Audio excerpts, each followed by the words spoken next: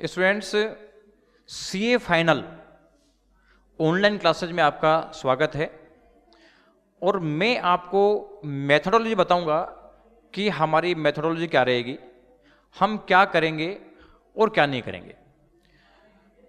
तो सबसे पहले तो मैं बताना चाहूँगा कि हमारा मकसद एक ही है, रिजल्ट रिजल्ट रिजल्ट, या रैंक रैंक रैंक, या first rank first rank first rank. इसके अलावा हम दूसरे मिशन पे वर्क नहीं करते। यानी कोई भी काम जिससे रिजल्ट नहीं आता हो, बच्चे खुश होते हो, एंटरटेन करते हो, वैसा काम हम बिल्कुल नहीं करेंगे। तो अगर आप बीएसआई ऑनलाइन क्लास से ज्वाइन करना चाहते हैं तो एक चीज ध्यान में रखें कि यहां ज्वाइन जब भी करना जब आपका पर्पज रिजल्ट या रैंक हो। अगर आप सोच रहे हो कि साहब यहां पे एंटरटेनमेंट होगा, बिल्कुल भी ज्वाइन मत करना, क्योंकि हम बिल्कुल भी एंटरटेन नहीं करेंगे। आप ये सोचोगे साहब क्लासरूम सेटिस्फेक्शन मिलेगा, बिल्कुल भी ज्वाइन नहीं करना, क्योंकि हम क्लासरूम सेटिस्फेक्शन में नहीं देंगे। क्योंकि क्लासरूम सेटिस्फेक्शन और रिजल्ट दोनों बिल्कुल डिफरेंट चीज है। अगर हम क्लासरूम सेटिस्फाई करने की कोशिश करेंगे, रिजल्ट नहीं आएगा, और रिजल्ट लाने की कोशिश करेंगे तो क्लासरूम सेटिस्फेक्शन नहीं मिलेगा। और ये मैं इसलिए बता रहा हूं क्योंकि आईसीआई का अगर अपन स्टडी मटेरियल काम में लेंगे तो आईसीआई का स्टडी मटेरियल में क्वेश्चन लेंथी प्रोसेस से किए हुए हैं, जो कि दूसरे टीचर इसको शॉर्ट प्रोसेस से कर देते हैं। लेकिन शॉर्ट प्रोसेस से करना क्लासरूम में सेटिस्फेक्शन देगा, लेकिन रिजल्ट नहीं आएगा। और आईसीआई का स्टडी मटेरियल की जो प्रोसेस है वो लेंथी प्रोसेस है, उसको करने में जोर आएगा, 10% ज्यादा मेहनत करनी पड़ेगी, लेकिन रिजल्ट उसी से आएगा। इसलिए आप ये मत सोचना कि मतलब हम सेटिस्फेक्शन में बिलीव करेंगे। हम सेटिस्फेक्शन में बिल्कुल ही बिलीव नहीं करते हैं। हम केवल और केवल रिजल्ट में बिलीव करते हैं कि हमारे पास जो स्टूडेंट आता है वो रिजल्ट के लिए आता है, सेटिस्फेक्शन के लिए आता है। सेटिस्फेक्शन क्लासरूम सेटिस्फेक्शन के लिए तो वो पिक्चर देख के आ जाएगा, कोई दिक्कत नहीं है। लेकिन रिजल्ट के लिए आता है तो हमारा धर्म है रिजल्ट देना, और वही काम करेंगे जिससे रिजल्ट आए, इसके अलावा कुछ भी नहीं करेंगे। तो क्लासरूम सेटिस्फेक्शन हम बिल्कुल भी ध्यान नहीं देंगे, बस हम उसी चीज की वर्किंग कराएंगे जिस चीज से रिजल्ट आता है। हमारा जो पढ़ाने का मैटर है वो बेस्ट मैटर रहेगा स्टडी मटेरियल, और जहां जहां जरूरत पड़ेगी वो ओल्ड पीएम भी हम काम में लेंगे क्वेश्चन बैंक के पर्पज से। लेकिन पीएम करंट स्टडी मटेरियल और पास्ट की पीएम रेलिवेंट मैटर की, इसके अलावा कुछ भी मटेरियल काम में नहीं लेंगे। और हमारा जो मेथड है पढ़ाने का, उसमें देखो क्लासरूम सेटिस्फेक्शन नहीं मिलेगा आपको, ठीक है। आप ये सोचोगे साहब एक टीचर सबसे पहले चैप्टर्स की समरी बना के हमें बताएगा हम क्या कराएंगे क्या नहीं कराएंगे, ऐसी हम कोई बाउंड्रीज फिक्स नहीं करते। हमारा टीचर स्टार्ट करेगा सीधा चैप्टर से, ज्यादा चीजों में दिमाग नहीं लगाता, क्योंकि क्या करना है क्या नहीं करना वो तो सारा का सारा काम मैं बताऊंगा आपको कि क्या करना है क्या नहीं करना। आपका काम है उस चैप्टर की अंडरस्टैंडिंग डेवलप करना, उसको तैयार करना, जिससे कि हमारी जो प्रोसेस है वो आगे बढ़ सके। तो क्लासरूम सेटिस्फेक्शन का दिमाग मत लगाना। आप सोचोगे साहब टीचर्स एक बहुत ही प्रेजेंटेबल वे में पढ़ाएगा, वो भी दिमाग मत लगाना। बस आप अगर ज्वाइन करते हो तो इस चीज के लिए करना कि मेरे को रिजल्ट लाना है, इसके अलावा कुछ भी नहीं है। और देखो हमारा जो मेथोडोलॉजी होगा पढ़ाने का, उसके 3 पार्ट है। फर्स्ट पार्ट है क्लासेज है, दूसरा है हमारा मॉक टेस्ट,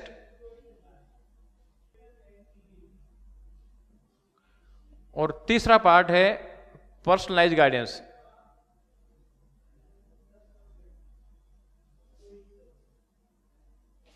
और तीसरा पार्ट है हमारा पर्सनलाइज गाइडेंस। अब आप ये देखिए कि जो क्लासेज है, क्लासेज का जो हमारा मॉडल है, यहां पे है हमारा जयपुर में एक बैच है फेस टू फेस, और उसमें हमने केवल 40 स्टूडेंट लिए हैं। इसके अलावा बाकी जो है बाहर, वहां पे या तो हमारी फ्रेंचाइजी है जहां पे रिकॉर्डेड क्लास चलेगी, या फिर जहां फ्रेंचाइजी नहीं है वहां पे पेन ड्राइव के थ्रू क्लास चलेगी। और क्लासेज का जो रोल जो रिजल्ट में होता है वो केवल और केवल सब्जेक्ट की अंडरस्टैंडिंग डेवलप करने के लिए होता है, इससे ज्यादा कुछ नहीं है। यानी रिजल्ट में इसका रोल केवल और केवल 10% है, 10% ज्यादा क्लासों का रोल नहीं है। तो आप ये मान लो कि आप ये मत करना कि फिर आप पढ़ाते क्यों, ठीक है ना। ये हम इसलिए पढ़ाते हैं कि आप लोग फीस जमा कराते हैं, अगर नहीं पढ़ाएंगे तो आप ये कहोगे कि साहब फीस ले ली और कराया कुछ नहीं। तो इसका रोल 10% है। इसके अलावा हमारा दूसरा पोर्शन होता है, वो होता है मॉक टेस्ट। मॉक टेस्ट में सीए फाइनल के लिए हमारा 3 सीरीज प्लान्ड है, यानी 3 सीरीज तो होगी, यानी 100% सिलेबस की 3 सीरीज, फर्स्ट सीरीज, इसके बाद सेकंड सीरीज, उसके बाद में थर्ड सीरीज। और उसमें हम उतना टाइम देंगे जितना टाइम आपको रिवीजन करने के लिए चाहिए, जिससे कि हम एक दिन में पूरा सिलेबस कैसे रिवाइज किया जाए ये तरीका आपको सिखा सकें। तो इसका रोल होता है मॉक टेस्ट का 40%। मॉक टेस्ट में स्टूडेंट 3 चीज सीखता है। फर्स्ट तो मॉक टेस्ट के बहाने पढ़ाई करता है एक्स्ट्रा। जैसे एग्जाम होती है सर पे तो आप ज्यादा पढ़ाई कर सकते हो, एग्जाम सर पे नहीं है तो उसका मतलब है कि उतनी पढ़ाई नहीं करोगे। तो मॉक टेस्ट दोगे तो इसका मतलब इसको एग्जाम समझ के दोगे तो आपकी इस टेस्ट के बहाने एक्स्ट्रा पढ़ाई हो जाती है, तो एक्स्ट्रा मार्क्स इंक्रीज होंगे। एक तो फायदा ये है। दूसरा है कि मैंने ऑब्जर्व किया है कि मोर देन 90% स्टूडेंट्स 100 मार्क्स का पेपर अटेम्प्ट नहीं कर पाते, क्योंकि पेपर उनसे होता ही नहीं है, टाइम कम बढ़ जाता है। मॉक टेस्ट में आपका जैसे मैं मॉक टेस्ट जो पेपर है वो मैं खुद तैयार करता हूँ, चाहे सीपीटी, आईपीसी, फाइनल हमारा कुछ भी एग्जाम हो, उसका मॉक टेस्ट पेपर आंसर की पैटर्न मैं ही बनाता हूँ, फैकल्टीज का कोई रोल नहीं है। तो मेरे को जो भी चीज़ सिखानी होती है बच्चों को, क्योंकि मैंने लिस्ट बना रखी कि क्या क्या कमियां बच्चे करते हैं जिसकी वजह से एग्जाम में रिजल्ट नहीं आता, वो हर चीज़ में मॉक टेस्ट के थ्रू सिखाता हूँ। इसका मतलब है कि मॉक टेस्ट एक मस्ट है, टाइम मैनेजमेंट आ जाता है। और थर्ड है कि किस चीज़ को लिखने के मार्क्स है, किस चीज़ को लिखने के मार्क्स नहीं है। आपने मान लीजिए पेपर आपको सारा आता था, आपने दिया, पता चला कि ये सारा मार्क्स नहीं आ रहे, तो भाई अगर आपको कोई क्वेश्चन नहीं आ रहा, उसके मार्क्स नहीं आए तो कोई दिक्कत नहीं है। लेकिन अगर आप को कोई क्वेश्चन आ रहा है और उसमें मार्क्स नहीं आ रहा तो सबसे बड़ी प्रॉब्लम है। तो ये चीज़ भी आप मॉक टेस्ट के थ्रू सीखोगे। तो मॉक टेस्ट से आप 3 चीज़ सीखोगे। एक तो एक्स्ट्रा स्टडी, यानी मॉक टेस्ट से क्या फायदा मिलेगा, मॉक टेस्ट से एक तो लगेगा एक्स्ट्रा स्टडी, दूसरा टाइम मैनेजमेंट, और तीसरा है मतलब है मार्किंग पैटर्न। 3 चीज आपको सीखने को मिलेगी। और ये मान लीजिए अकेले मॉक टेस्ट का जो रोल होता है वो होता है 40%। और ये मॉक टेस्ट जो है यहाँ पे हम बच्चों को बुला के कंडक्ट कराते हैं, जहाँ पे हमारे फ्रेंचाइजी सेंटर होंगे, सेम डे मॉक टेस्ट होंगे, यहाँ पे same paper, same day, same time. जहाँ फ्रेंचाइजी है वहाँ पे हम पेपर मेल से भेजेंगे, वहाँ पेपर आपको देंगे वो, और आपसे पेपर सोल्व करवा के यहाँ भेजेंगे और कॉपी चेक करके हम भेजेंगे। जहाँ पे हमारी पेन ड्राइव क्लासेज हैं, यानी जहाँ पे हमारी फ्रेंचाइजी सेंटर है वहाँ पेन ड्राइव क्लासेस अलाउ नहीं करेंगे, क्योंकि पेन ड्राइव क्लासेस हमारी लास्ट प्रायोरिटी पे है। और वहाँ पे भी मॉक टेस्ट वो मेल से भेजेंगे, वो पेपर सोल्व करके भेजेंगे और हम उनको चेक करके विद आंसर की भेजेंगे, उसका करेक्ट आंसर क्या है ये भेजेंगे, जिससे कि वो उसका बेनिफिट उसको मिल सके। और थर्ड है पर्सनलाइज गाइडेंस। अब ये पर्सनलाइज गाइडेंस होता है, उसमें क्या होता है कि जब स्टूडेंट्स की मॉक टेस्ट हो रहे हैं उसमें उनकी परफॉर्मेंस आती है सब्जेक्ट वाइज, किस सब्जेक्ट की क्या परफॉर्मेंस आ रही है, उसके बेसिस पे मैं जो टोटल स्टूडेंट है उसको 50 कैटेगरी में डिवाइड करता हूँ। वैसे फाइनल में इतनी जरूरत पड़ी नहीं, पहले इस बार मैं 40 स्टूडेंट ये प्लस फ्रेंचाइजियों के 100 स्टूडेंट, नवंबर 19 का मेरा टारगेट इतना है। 100 + 40 यानी 100 स्टूडेंट्स, यानी ऑनलाइन या रिकॉर्डेड के थ्रू या पेन ड्राइव के थ्रू, और 40 स्टूडेंट्स का मेरा फेस टू फेस है। ये 140 स्टूडेंट्स मैंने लिए हैं। तो इसमें मैं लगभग 40-50 कैटेगरी बनाता हूँ, 50 कैटेगरी बनाता हूँ, और हर कैटेगरी के बच्चे को अलग अलग काम करना होता है। किसी को कौन सा चैप्टर छोड़ना है, किसी को कौन सा पढ़ना है, किसी को क्या वेटेज देना है, हर बच्चे के लिए अलग अलग होगा। और वो उस चीज़ का कैटेगरी जो डिसाइड करने का काम है, वो कैटेगरी डिसाइड करने का काम मॉक टेस्ट के बेसिस पर होगा। यानी हर बच्चे को अलग काम करना है, किसी बच्चे को कौन सा चैप्टर छोड़ना है, किसी बच्चे को कौन सा चैप्टर छोड़ना है, सबका अलग अलग काम होता है। क्योंकि फर्स्ट रैंकर के लिए प्लानिंग और जो पास होने वाले के लिए प्लानिंग दोनों के लिए अलग अलग होगी, दोनों के लिए सेम प्लानिंग नहीं होगी। अगर सेम प्लानिंग करेंगे तो न तो फर्स्ट रैंक वाला फर्स्ट रैंक आएगा और न ही पास वाला पास होगा। इसलिए हर बच्चे को गाइडेंस करते हैं, मैं कैटेगरी बना के देता हूँ मेरे काउंसलर्स को, और काउंसलर आपको टेलीफोनिकली बताएंगे कि भाई अब आगे तुम्हें क्या करना है, और जो काम हम कहते जाएं वो करते जाओ। तो वो है पर्सनलाइज गाइडेंस, और इसका मार्क्स में वेटेज है 50%। यानी ये मान लीजिए कि जो क्लास एज है उसका रोल 10% है, 90% रोल हमारे मॉक टेस्ट और ये जो पर्सनलाइज गाइडेंस का है उसके बेस पे होता है। पर्सनलाइज गाइडेंस भी मैं ही डिसाइड करता हूँ, और कोई डिसाइड नहीं करता। काउंसलर्स केवल आपको बताते हैं कि भाई तुम्हें क्या करना है, तुम्हें क्या करना है, क्योंकि किस कैटेगरी को क्या काम करना है ये मैं बताता हूँ, कौन सा बच्चा किस कैटेगरी में आ रहा है ये मैं बताता हूँ, और उसके बेसिस पे वो आगे आपको बताएंगे कि किस तरीके से आपको कैसे कैसे प्रोसीड करना है। और अगर आप एग्जाम तक हमारे टच में रहते हो और हमारे हिसाब से चलते हो तो डेफिनेटली रिजल्ट आएगा ही आएगा। क्योंकि अभी जो बच्चे फेल हो रहे हैं उसका रीजन ये नहीं है कि स्टूडेंट्स वीक है, उसका रीजन ये है कि उनके जो गाइडेंस देने वाले हैं वो वीक है। और देखो ये मैं इसलिए कह रहा हूं, अभी आप एक काम करना, एक किसी फैकल्टी ने जो अकाउंट्स का जानी मानी फैकल्टी है उसने नेट पे एक वीडियो डाला है।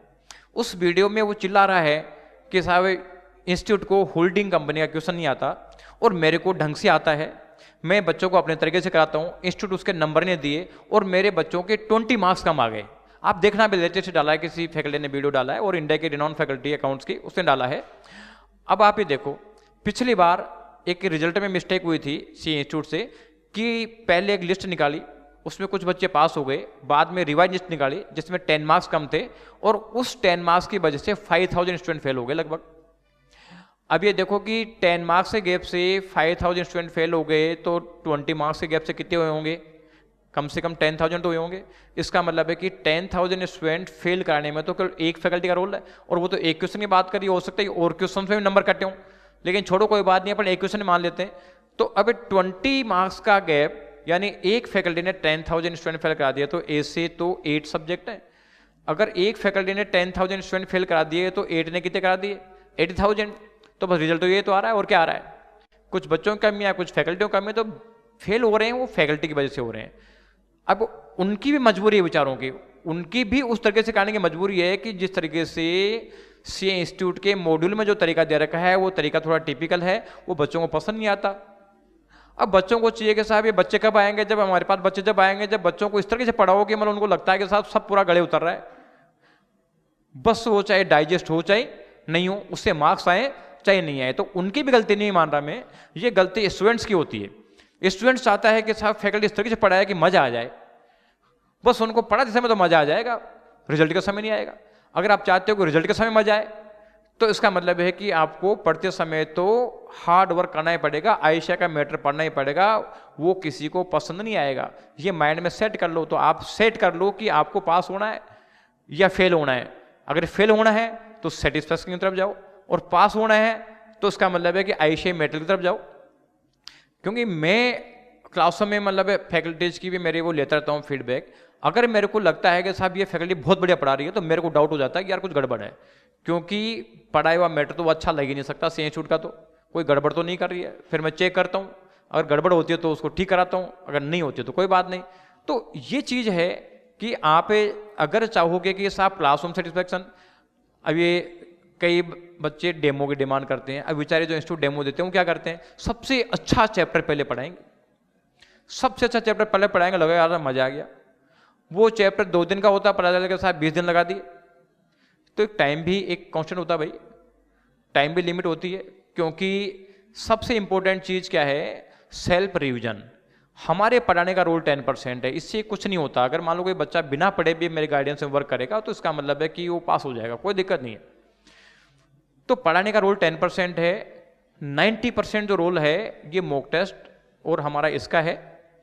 यहाँ पे जो भी बच्चे रजिस्टर्ड होंगे उनके मॉक टेस्ट होंगे, मॉक टेस्ट के जो मार्क्स आएंगे, मार्क्स के बेसिस पे फिर हम बताते जाएंगे कि भैया तुम्हें क्या करना है। एग्जाम तो आप लोगों को गाइडेंस मिलती रहेगी, या हमारा जो काउंसलिंग सेंटर है वहाँ से आपको गाइडेंस आती रहेगी। एग्जाम तक टच में रहें और हमारे साथ चलेंगे तो डेफिनेटली पास होंगे। और यहाँ ज्वाइन करते समय एक चीज़ ध्यान रखना कि हमारा पर्पज़ केवल और केवल रिजल्ट है, इसके अलावा कुछ नहीं है। अगर आपको लगता है कि हमारे को फर्स्ट अटेम्प्ट में क्लियर करना है तो ही आना, अदरवाइज मत आना। क्योंकि मैं आपको एक चीज़ बताता हूँ, एग्जाम्पल बताता हूँ कि अतुल जिस एग्जाम में पास हुआ था, उस एग्जाम में जो फर्स्ट रैंकर था, उससे उसके 36 मार्क्स कम थे। जब मेन आपका फाइनल का एग्जाम हुआ, अतुल ने VSI से पढ़ा, बाकी दूसरी जगह पढ़ रहे थे। अतुल के मार्क्स जो IPCC में 36 मार्क्स कम थे, CA फाइनल में 90 मार्क्स ज्यादा है। यानी 126 मार्क्स का गैप ये तो VSI में और दूसरों में आएगा ही आएगा, कोई कुछ नहीं कर सकता। तो ये जो आपको इंडिया लेवल की फैकल्टीज है, हमारी फैकल्टी बेचारी VSI लेवल की है, इंडिया लेवल की फैकल्टी इंडिया लेवल का रिजल्ट देती है, फॉर एग्जाम्पल 9% या 10%, और VSI का जो रिजल्ट आता है वो आपने देखा ही होगा CA फाइनल का 100%। और मेरा मकसद ये है कि ये प्रूव करना कि CA final is easier than class 12th। Atul Agarwal ने ये बात अपने वीडियो के थ्रू बोली, पूरे इंडिया में हंगामा मच गया। हंगामा इसलिए मच गया कि यार 2 घंटे पढ़ाई करके, भाई 2-2 घंटे में उसने सिस्टमेटिक स्टडी किया तो कितने घंटे पढ़ाई कर लिया आप सोच सकते हो। और 12 से ईजी कैसे है? वो 12 से ईजी इसलिए बता रहा है कि उसके 10th में मार्क्स थे 86%, 12th में थे 83%। तो बताओ कि 10th और 12th में उसके ज़्यादा मार्क्स क्यों नहीं आए? उसने रैंकलेस तैयारी करी, रैंक नहीं आई, और CA फाइनल में फर्स्ट रैंक आ गया। तो क्या लगेगा? 12 से ईजी लगेगा भाई, लेकिन सिस्टमेटिक मेहनत भी तो जरूरी है। उसने केवल एक ही काम किया, रिजल्ट ओरिएंटेड काम, इसके अलावा कुछ भी नहीं किया। उसको भी जब यहाँ पे हमारा जो पैटर्न है वो ICI मैटर पढ़ाने का है। ICI मैटर थोड़ा सा टिपिकल लगता है, ये चीज़ उसके माइंड में सेट थी पहले से कि सर जो कराएंगे वो गलत नहीं कराएंगे, केवल रिजल्ट ओरिएंटेड काम कराएंगे। तो उसने रिजल्ट ओरिएंटेड काम किया और एक आदर्श बन गया आप लोगों के लिए कि नहीं, पास होना बहुत आसान है। उसके बेसिस पे बहुत सारे लोग मोटिवेट हुए हैं, कुछ नेगेटिव भी हो, नेगेटिव ट्रोल्स किए। नॉर्मली जो दूसरे कोचिंग इंस्टीट्यूट है उनको लग रहा है कि यार ये अभी तक तो IPSC में तेरा CA फाइनल में आके हमारे धंधे को चौपट करेंगे, हमारे बिजनेस को खराब करेंगे, इसलिए वो ट्रोल कर रहे हैं। और जो कुछ बच्चे हैं जो नेगेटिव नेचर के हैं वो उनके साथ लगे हुए हैं, वो सोचते हैं कि यार अल्टीमेट तो ये पढ़ाने वाले थे, मतलब ये कहाँ से आ गए। लेकिन देखो हमारा पर्पज रिजल्ट है और मेरा 3 साल का टारगेट है कि आज अतुल ने बोला है कि 12 से ईजी है, 3 साल के अंदर अंदर आप देखना पूरा इंडिया बोलेगा कि CA फाइनल 12 से ईजी है। बस केवल और केवल प्रॉपर गाइडेंस चाहिए, इसके अलावा कुछ भी नहीं चाहिए। इसलिए अगर आप लोग यहाँ पे ज्वाइन करना चाहते हैं, जब भी ज्वाइन करना जब आपको लगता है कि हमारे को रिजल्ट लाना है। अगर आप सोचो कि हम क्लासरूम सेटिस्फेक्शन में ध्यान देंगे, हम बिल्कुल भी नहीं देंगे, क्योंकि क्लासरूम सेटिस्फेक्शन में ध्यान देने पे रिजल्ट नहीं आता। और मैं केवल एक ही चीज़ के लिए वर्क करता हूँ, रिजल्ट रिजल्ट रिजल्ट, इसके अलावा किसी काम के लिए वर्क नहीं करता। तो आप सोच समझ के ज्वाइन करें, केवल और केवल जब रिजल्ट लेना चाहते हो। क्लासरूम सेटिस्फेक्शन में बिल्कुल नहीं करें, अदरवाइज आपको क्लासरूम सेटिस्फेक्शन बिल्कुल नहीं मिलेगा, आप परेशान होगे। बस यहाँ पे एक ही चीज़ मिलती है VSI में, रिजल्ट, इसके अलावा कुछ भी नहीं मिलता। थैंक्स।